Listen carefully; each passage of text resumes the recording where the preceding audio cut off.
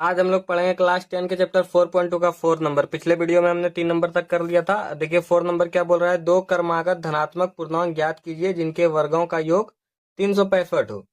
क्रमागत का मतलब क्या होता है, लगातार। जैसे एक हो गया, एक के बाद दो, दो के बाद तीन, तो उसको क्रमागत कहते हैं। तो सबसे पहले हमारे पास क्या दिया है, एक भी क्रमागत नहीं दिया है। अब हम लोग को दो क्रमागत धनात्मक पूर्णांक ज्ञात करने बोल रहा है। चलिए सबसे पहले हम लोग क्या कर लेंगे, कुछ नहीं दिया हुआ है तो हम लोग मान लेते हैं। माना, क्या मानेंगे हम लोग, पहला क्रमागत धनात्मक पूर्णांक। लिखिए पहला क्रमागत धनात्मक पूर्णांक। ठीक, धनात्मक पूर्णांक नहीं मालूम है तो हम लोग क्या मान लेंगे, इसको x मान लेंगे। ठीक, पहला क्रमागत धनात्मक पूर्णांक हमारे पास क्या हो गया, x हो गया। और दूसरा हमारे पास क्या हो जाएगा, दूसरा क्रमागत धनात्मक पूर्णांक बराबर, देखिए जैसे हमारे पास एक है, एक के बाद दो है, तो 1+1 करेंगे तब 2 आएगा। उसी तरह अगर हम लोग x+1 कर दें तो दूसरा धनात्मक पूर्णांक हमारे पास आ जाएगा। क्रमागत मतलब लगातार, इसके बाद वाला +1 कर देंगे। अब देखिए, अब प्रश्न से हमारे पास क्या बोल रहा है, इनके जिनके वर्गों का योग इतना है। ठीक, तो अब हम लोग यहाँ पे लिख लेंगे प्रश्न से। प्रश्न से क्या है हमारे पास, वर्गों का योग। वर्गों का योग देखिए क्या है, इसके इन दोनों के वर्गों का योग। तो x का वर्ग क्या होगा, एक्स स्क्वायर। ठीक, प्लस और x+1 का वर्ग बराबर कितना है, 365 है। ये है 365 हमारे पास। अब इसको सॉल्व कीजिए, एक्स स्क्वायर का तो एक्स स्क्वायर, प्लस ये क्या है हमारा, a प्लस बी का होल स्क्वायर के रूप में है। तो a प्लस बी का होल स्क्वायर क्या होता है, a स्क्वायर प्लस 2ab और प्लस b का स्क्वायर बराबर 365। तो एक्स स्क्वायर हो गया प्लस एक्स स्क्वायर, और दो का एक्स से गुना होगा तो +2x और +1 बराबर 365। अब देखिए एक्स स्क्वायर और एक्स स्क्वायर क्या हो जाएगा हमारे पास, 2x² प्लस 2x+1। और ये बराबर के इस साइड 365 प्लस में है, तो इस साइड पक्षांतर करेंगे तो माइनस में 365 और बराबर 0। अब देखिए 2x² प्लस 2x और +1 और माइनस 365, तो क्या हो जाएगा हमारे पास, 2x² plus 2x plus minus minus, तो 365 में से एक हमारे पास घट जाएगा। तो क्या बचेगा हमारे पास, 364 बराबर 0। देखिए सब में दो दो है, तो हम लोग अगर दो कॉमन ले लें तो हमारे पास क्या बचेगा, दो कॉमन आ गया तो x² प्लस दो कॉमन आया तो x माइनस 364 का, 364 से दो कॉमन लेंगे मतलब 2 से 364 में भाग दे देंगे तो हमारे पास कितना बच जाएगा, 182 बराबर 0। 2 से 0 क्या हो जाएगा, खत्म हो जाएगा। तो x² प्लस x माइनस 182 बराबर 0। ये आ गया हमारे पास। अब हम लोग इसको सॉल्व करते हैं। देखिए सबसे पहले हम लोग क्या करेंगे, पहला का गुना लास्ट वाले से। तो क्या आ जाएगा हमारे पास, -182x²। ये आ जाएगा हमारे पास। अब देखिए हम लोग 182 को कैसे गुना भाग करें कि जोड़ने या घटाने पे हमारे पास +x होना चाहिए। तो हम लोग इसका गुणनखंड कर लेंगे, 182 का गुणनखंड करेंगे तो हमारे पास क्या आएगा, 2 से 182 कितना बार में, 91 बार में। ठीक, उसके बाद देखिए 7 से 13 बार में। तो देखिए 7 दूनी 14 और 13। तो अगर हम लोग इसको क्या करें, +14 और -13 कर दें, देखिए ऐसे, x² प्लस 14x और माइनस का 13x और माइनस 182 बराबर 0। देखिए 14x और -13x, 14 का 13 से गुना करेंगे तो हमारे पास क्या आ जाएगा, प्लस माइनस माइनस 182, x का x से x²। ठीक ना, और अब देखिए घटाने पे क्या आ जाएगा, +x आएगा हमारे पास। ठीक, अब देखिए इसमें भी x इसमें भी x, तो x हम लोग क्या करेंगे, कॉमन ले लेंगे। इसमें बच गया हमारे पास x प्लस 14, और इसमें अगर हम लोग -13 को कॉमन ले लें तो हमारे पास क्या बच जाएगा, x प्लस 14 बराबर 0। अब देखिए एक x प्लस 14 को एक साथ लिख लेंगे और x माइनस 13 को एक साथ लिख लेंगे बराबर 0। तो x प्लस 14 बराबर भी 0 हमारे पास आ गया, और x माइनस 13 बराबर भी हमारे पास 0 आ गया। तो x बराबर, ये प्लस में है तो इधर आएगा तो माइनस में 14, और x बराबर इधर माइनस है तो इधर आके प्लस में 13। ठीक, तो हमको क्या बोल रहा है, निकालने धनात्मक पूर्णांक। तो धनात्मक तो ये है हमारे पास +13। तो हम लोग क्या लिख लेंगे, हम लोग लिख लेंगे पहला पहला क्रमागत धनात्मक धनात्मक पूर्णांक बराबर, धनात्मक पूर्णांक हम लोग किसको माने हैं, x को माने हैं। तो x बराबर हमारे पास क्या आ गया, 13 आ गया। और दूसरा हमारे पास क्या आ गया, दूसरा क्रमागत धनात्मक पूर्णांक क्या है हमारे पास, x+1। तो x+1 बराबर x का कितना है हमारा, 13 है, और +1 बराबर 14। तो हमारे पास आंसर क्या आ गया, दो धनात्मक पूर्णांक हमारे पास क्या आ गया, 13 और 14 आ गया। ये आ गया आपके पास आंसर। 5 नंबर देखिए क्या बोल रहा है, एक समकोण त्रिभुज की ऊंचाई इसके आधार से 7 सेंटीमीटर कम है, यदि कर्ण 13 सेंटीमीटर का हो तो अन्य दो भुजाएं ज्ञात कीजिए। सबसे पहले क्या बोल रहा है, समकोण त्रिभुज। तो हम लोग सबसे पहले क्या करेंगे, एक समकोण त्रिभुज बना लेते हैं। ये बन गया हमारे पास समकोण त्रिभुज, ए बी और ये सी। ये हमारे पास क्या गया, समकोण त्रिभुज। क्या बोल रहा है, त्रिभुज की ऊंचाई, समकोण त्रिभुज की ऊंचाई इसके आधार से 7 सेंटीमीटर कम है। आधार नहीं दिया है तो आधार को हम लोग मान लेंगे एक्स। आधार हम क्या मान लिए, एक्स। और आधार से 7 कम है ऊंचाई, तो ये हमारे पास ऊंचाई है। ऊंचाई क्या है, आधार से 7 कम है, तो एक्स माइनस 7, तो 7 कम हो गया। यदि कर्ण 13 सेंटीमीटर, ये कर्ण हमारे पास, ये हमारे पास कितना है, 13 सेंटीमीटर, तो अन्य दो भुजाएं हम लोग को ज्ञात करना है। तो हम लोग क्या करेंगे, सबसे पहले आधार निकाल लेंगे। आधार हम लोग कैसे निकालेंगे, देखिए आधार x है हमारे पास और x माइनस 7 है, ठीक, दोनों है हमारे पास। तो हम लोग को क्या निकालना है, लंबाई निकालना है और आधार निकालना है, यही ना, दो भुजा बोल रहा है ज्ञात करने। ये भी हमको मालूम नहीं है, ये भी मालूम नहीं है, तो हम लोग क्या करेंगे, हम लोग पाइथागोरस प्रमेय लगाएंगे।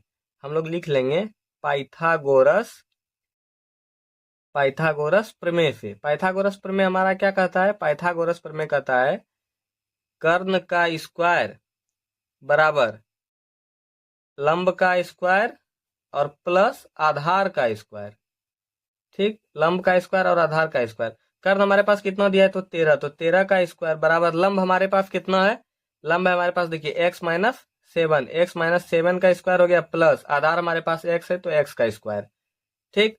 अब देखिए 13 का स्क्वायर कितना होगा, 13 का 13 से गुना करेंगे तो 13 का 13 से गुना करेंगे तो 169 बराबर ए माइनस बी का होल स्क्वायर क्या होता है हमारे पास, A square minus 2ab plus B square, और प्लस का एक्स स्क्वायर है तो एक्स स्क्वायर। अब देखिए हम लोग इसको सॉल्व करते हैं, तो एक्स स्क्वायर है तो एक्स स्क्वायर माइनस 7 दूनी 14x और प्लस 7 सत्ते 49 प्लस एक्स स्क्वायर। अब देखिए इसको पहले लिख लेते हैं, x square minus 14x plus 49 plus x square, और ये बराबर के इस साइड है, इसको इस साइड लाएंगे तो माइनस में आ जाएगा, प्लस में तो माइनस में, ठीक। अब देखिए क्या कीजिए, एक्स स्क्वायर वाले को एक साथ लिखिए, एक्स स्क्वायर क्या आ जाएगा, 2x स्क्वायर, ठीक। और देखिए माइनस 14x प्लस 49 माइनस 169 बराबर 0। अब देखिए 169 में से 49 घटेगा तो हमारे पास क्या बच जाएगा, 2x स्क्वायर माइनस 14x, और दोनों में से बड़ा ये तो माइनस का साइन, प्लस माइनस माइनस, 169 में 49 घटेगा हमारे पास, तो हमारे पास क्या बच जाएगा, 120 बराबर 0। दो सब में दिख रहा है तो दो को हम लोग कॉमन ले लेंगे, एक्स स्क्वायर माइनस 7 दूनी 14, तो 7x माइनस यहाँ पे आ जाएगा 60 बराबर 0। हमारे पास क्या बच गया, x square minus 7x minus 60।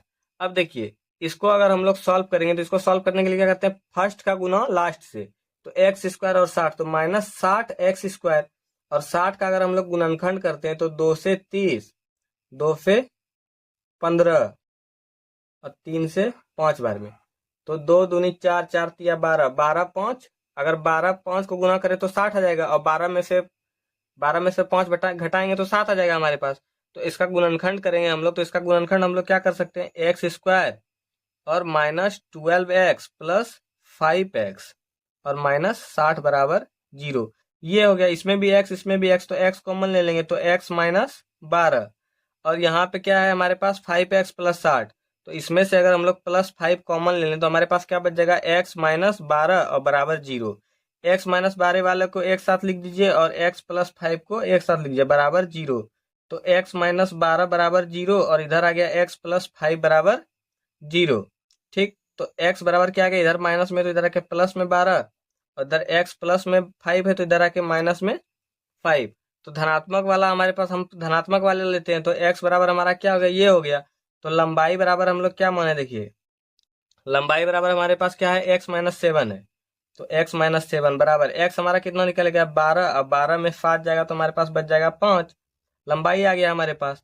ऊंचाई को हम लोग क्या माने हैं, ऊंचाई को हम लोग x माने हैं, सॉरी आधार है ना, आधार, हाँ ऊंचाई नहीं आधार, लंबाई और ऊंचाई एक ही हो गया, तो आधार को हम लोग क्या माने, x माने। x बराबर हमारे पास कितना आ गया, देखिए x बराबर 12, धनात्मक वाले को लेते हैं तो 12, तो हमारा आंसर क्या आ गया, 12 और 5, ये आ गया हमारे पास आंसर, ये 5 और ये 12, ठीक। तो 5 नंबर भी हमारा क्या हो गया, कंप्लीट हो गया। 6 नंबर देखिए क्या बोल रहा है, एक कुटीर उद्योग एक दिन में कुछ बर्तनों का निर्माण करता है। एक विशेष दिन ये देखा गया कि प्रत्येक नग की निर्माण लागत उस दिन के किए गए बर्तनों की संख्या के 2 गुने से 3 अधिक थी। यदि उस दिन की कुल निर्माण लागत 90 थी तो निर्मित बर्तनों की संख्या और प्रत्येक नग की लागत ज्ञात कीजिए। ठीक, तो हम लोग को क्या बोल रहा है निकालने, एक दिन में निर्माण बर्तन का लागत बोल रहा है निकालने, और प्रत्येक नग का निर्माण लागत भी निकालने बोल रहा है। तो ठीक, तो सबसे पहले हम लोग मान लेते हैं, क्या मानेंगे हम लोग, लिख लीजिए, एक दिन का, एक दिन में निर्मित बर्तनों की संख्या, बर्तनों की संख्या, यही ना बोल रहा है निकालने, निर्मित बर्तनों की संख्या और प्रत्येक नग की लागत ज्ञात कीजिए। तो निर्मित बर्तनों की संख्या नहीं मालूम है तो x, ठीक, और प्रत्येक नग की लागत, और प्रत्येक नग की लागत यही निकालने बोल रहा है। तो इसको भी हम लोग क्या करेंगे, इसको भी मान लेते हैं। क्या बोल रहा है, प्रत्येक नग की लागत, देखिए क्या बोल रहा है, एक विशेष दिन ये देखा गया कि प्रत्येक नग की लागत उस दिन के निर्माण किए गए बर्तनों की संख्या के 2 गुने, निर्माण किए गए बर्तनों की संख्या के 2 गुने, तो 2x 2 गुना हो गया, से 3 अधिक है, अधिक मतलब क्या, +3, ये आ गया हमारे पास क्या, प्रत्येक नग की लागत हमारे पास इतना आ गया। और हमारे पास देखिए क्या बोल रहा है, कुल निर्माण लागत 90 थी, तो हम लोग ये भी लिख लेंगे, कुल निर्माण लागत बराबर, कुल निर्माण लागत बराबर 90। ठीक, इतना सब कुछ हमारे पास है। तो अब हम लोग प्रश्न से देखिए क्या बोल रहा है, प्रश्न से क्या बोल रहा है, निर्माण लागत क्या है, अगर दोनों का हम लोग गुना कर दें, ठीक, दोनों का अगर हम लोग क्या कर दें, गुना कर दें, तो हमारे पास क्या निकल जाएगा, आंसर निकलेगा। देखिए ऐसे कीजिए, x और 2x प्लस 3 बराबर क्या है, 90 है, इन दोनों का है और 90 है। तो इसको अब देखिए, x का 2x से मल्टीप्लाई होगा तो 2x स्क्वायर प्लस 3x से होगा तो 3x बराबर 90, और 2x square plus 3x minus 90 बराबर 0। दोनों का गुणा कीजिए, 90 दूनी 180 x square, 180 x square, minus में तो माइनस 180 एक्स स्क्वायर। ठीक, और इसका अगर हम लोग गुणनखंड करें 180 का, तो 2 से 90 बार में, फिर 2 से 45 बार में, फिर 3 से 15 बार में, तो 2 दूनी 4, 4 तिया 12, 12 3 12 और 3 15, यहाँ पे आर के हमारे पास हो जा रहा है। तो हम लोग क्या लिखेंगे, 2x square minus 12x plus 15x और माइनस 90 बराबर 0। दोनों में x है तो x कॉमन ले लेंगे, हमारे पास तो क्या बच जाएगा, 2x और 2x, और यहाँ पे क्या बच जाएगा हमारे पास, इसमें बच गया 2x और इसमें माइनस 12। ठीक, और यहाँ पे अगर हम लोग प्लस 15 ले लें कॉमन, प्लस 15 कॉमन ले लेंगे तो हमारे पास क्या बच जाएगा, x माइनस, नहीं देखिए कुछ तो गलती लग रहा है हमको, अगर हम लोग यहाँ पे कॉमन ले लें 2x है इसमें भी, तो यहाँ पे अगर हम लोग 2x कॉमन ले लें तो हमारे पास क्या बच जाएगा, x बच जाएगा हमारे पास, और यहाँ पे हमारे पास बच जाएगा 6, ठीक ना। और यहाँ पे अगर हम लोग 15 कॉमन ले लें तो इसमें x और इसमें 6 बराबर 0। अब देखिए x माइनस 6 वाले को लिख दीजिए एक साथ, और 2x प्लस 15 वाले को एक साथ बराबर 0।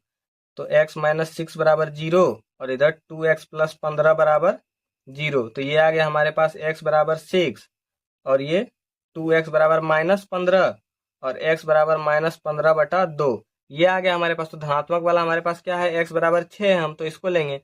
तो यहाँ x बराबर, तो एक दिन में निर्मित लागत x है, तो x बराबर कितना आ गया हमारे पास, 6 आ गया।